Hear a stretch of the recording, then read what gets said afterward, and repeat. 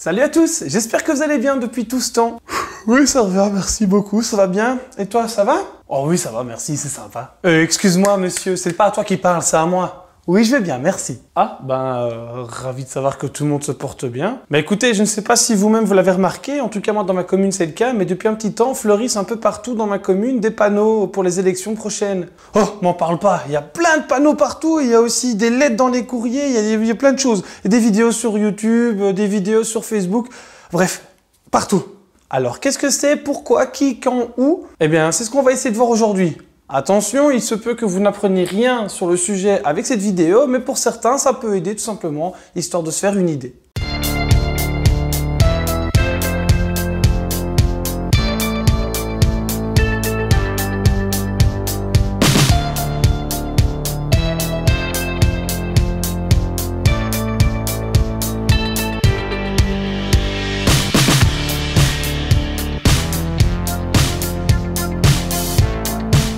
Le dimanche 14 octobre prochain aura lieu le prochain vote. Ce jour-là, des millions de Belges qui ont 18 ans et plus et possèdent encore ces droits civiques et politiques devront voter pour les élections communales. D'ailleurs, une petite info, j'ai envie de la glisser comme ça peut toujours faire plaisir dans une conversation et faire un peu son malin. Sachez qu'il y a 589 communes en Belgique. Voilà. Ainsi que les élections provinciales qui sont deux niveaux de décision différents en Belgique. Sympa, merci pour l'info. Mais par contre, j'aimerais revenir 2 secondes sur ce que tu as dit. Tu as dit qu'il y avait 2 décisions communales et provinciales et qu'il y avait différents niveaux de pouvoir. Il y en a combien en fait? Eh bien, sache tout simplement que le système politique belge se présente sous forme de 5 niveaux de pouvoir structurés comme ceci. Les 3 premiers niveaux de pouvoir sont autorité fédérale, communauté et région qui sont égaux en droit. Ça veut dire en fait qu'ils interviennent sur un même pied d'égalité dans des domaines différents, tout simplement. Ensuite, il y a les provinces qui, pour faire simple, doivent obéir aux 3 premiers.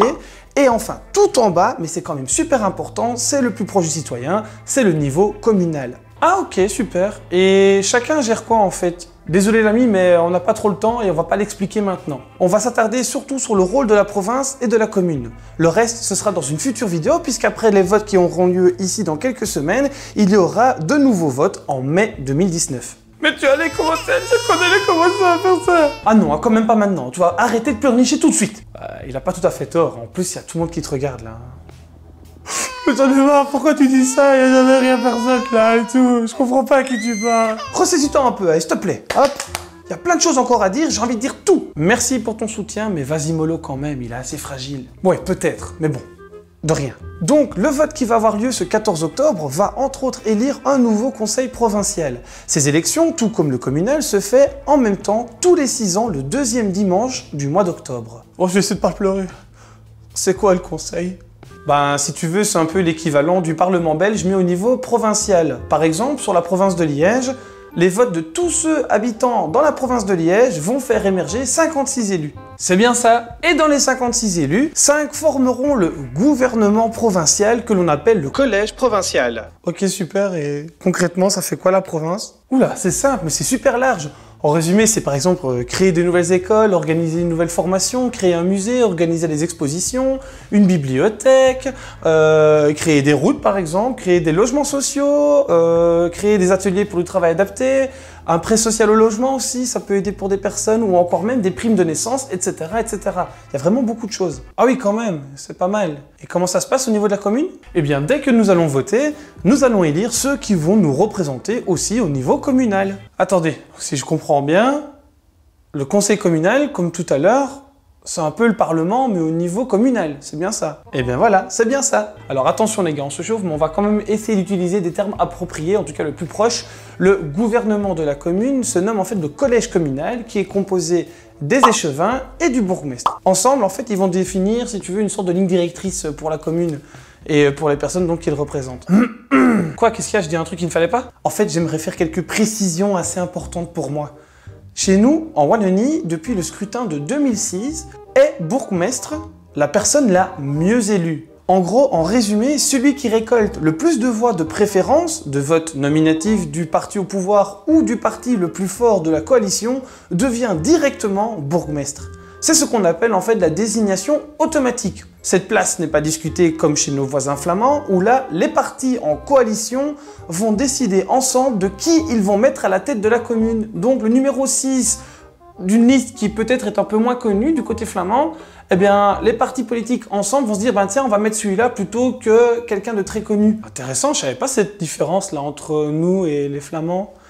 Et concrètement, qui décide quoi? Enfin, qu'est-ce qui se décide au niveau communal? Je peux te les énumérer vite fait, hein. Donc c'est tout ce qui touche en fait à l'intérêt collectif au niveau communal. Par exemple, la police locale, les registres de la population, comme les décès, les mariages, les naissances. Voilà, par exemple. Aussi, ils gèrent aussi le CPS de la commune, les écoles primaires de leur commune, les pompiers, les travaux dans les rues, les fêtes dans les rues, bloquer les rues justement pour des fêtes de quartier ou autres, des logements, les hôpitaux, les crèches par exemple, les déchets. Oula, t'as beaucoup parlé, je reprends vite pour toi. Ils gèrent aussi le budget de la commune, édictent les règlements communaux, etc., etc.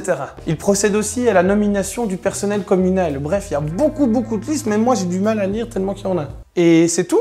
C'est tout, c'est quand même vaste, c'est quand même un super résumé là, on peut pas tout faire non plus, sinon on en parlerait des heures, et vous, et lui, et personne ne serait prêt à faire ça. En tout cas, si je peux donner un conseil, ce serait d'aller voter en connaissance de cause. Donc prenez le temps d'aller lire les idées des partis et votez en conséquence de vos idées.